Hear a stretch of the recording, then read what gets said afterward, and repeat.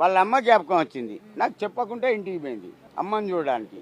ఆమెకు 3 అన్నదమ్ములు, మెంటల్ నా కొడుకులు.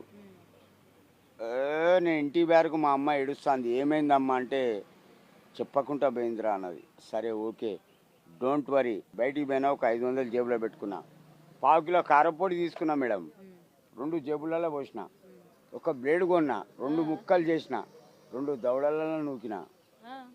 ఇంటి ముంగటి పోయినా, వాళ్ళ ఇంటి ముంగటికి. గేటు బటన్ వచ్చిన బాబాయ్, గేట్ ఓపెన్ చేసింది ఎవరు? నా భార్య చెల్లెమ్మ, నా మరదలు.